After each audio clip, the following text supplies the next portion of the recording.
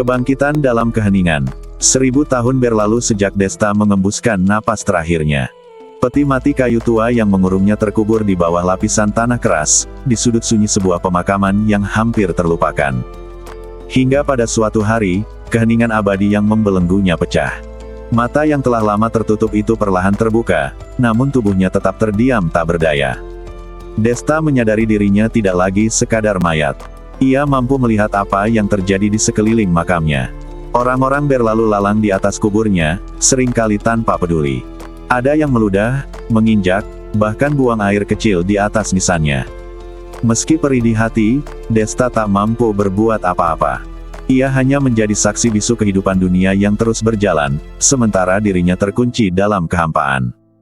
Cahaya dalam keterlantaran. Suatu sore, seorang gadis kecil bernama Fiona sedang bermain di pemakaman itu.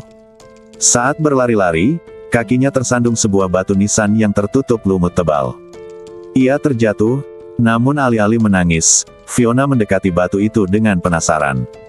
Dengan tangan mungilnya, ia membersihkan lumut yang menutupi tulisan di atas batu nisan. Desta, gumamnya membaca nama yang terukir di sana. Orang tua Fiona, yang melihat anak mereka membersihkan nisan tua itu, mendekat untuk memeriksa. Mereka membaca nama yang hampir terlupakan itu, merasakan seolah ada sejarah panjang yang terukir di bawah batu itu. Kasihan sekali makam ini, ujar ayah Fiona. Mulai hari itu, mereka memutuskan untuk merawat makam tersebut. Berkah yang tak terduga. Waktu berlalu. Keluarga Fiona dengan tekun membersihkan makam Desta dan menaruh bunga segar setiap minggunya. Keyakinan mereka pada pentingnya menghormati makam kuno tumbuh menjadi kepercayaan bahwa keberkahan akan menyertai mereka.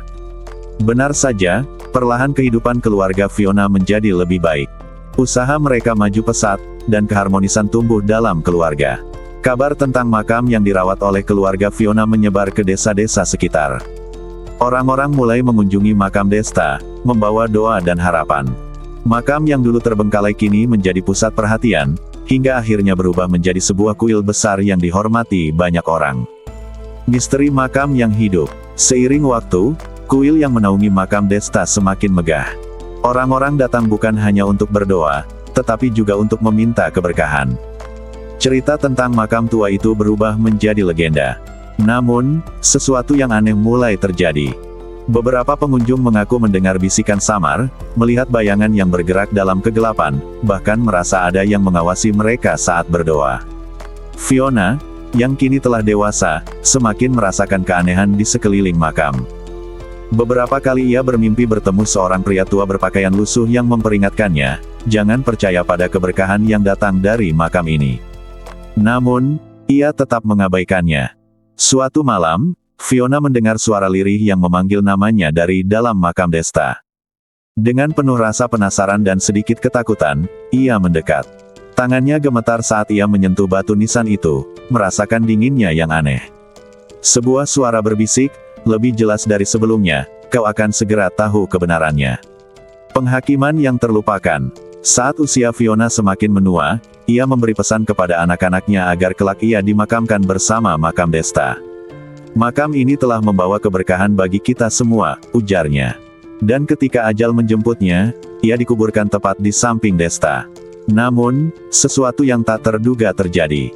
Saat matanya terbuka dalam kegelapan makam, ia menyadari sesuatu yang mengerikan. Ia tidak lagi hidup, namun dapat melihat sekelilingnya dengan jelas. Ia terperangkap dalam keabadian yang sama seperti Desta. Sebuah suara terdengar dari kegelapan. Akhirnya, aku bisa berbicara, suara itu menggema di benak Fiona. Itu suara Desta, yang selama ini hanya bisa menyaksikan dunia tanpa mampu berbuat apa-apa. Siapa kau?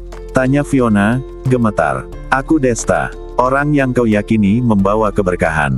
Namun sesungguhnya, aku adalah orang yang dikutuk. Fiona membelalakkan mata. Kutukan, apa maksudmu? Aku dihukum untuk melihat dunia tanpa bisa menyentuhnya, tanpa bisa berbicara.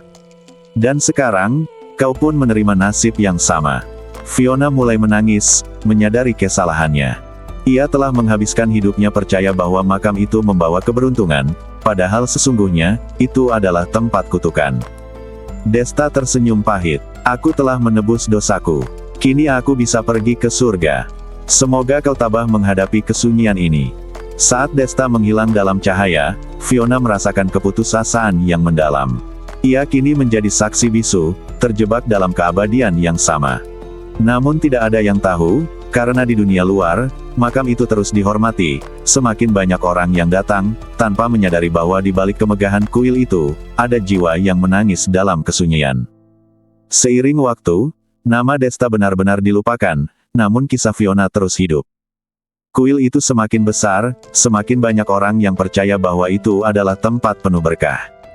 Sementara itu, Fiona hanya bisa melihat tanpa berdaya, terjebak dalam kutukan abadi, menjadi saksi bisu dari kebodohan manusia yang terus percaya pada sesuatu yang tak seharusnya mereka percayai. Selesai.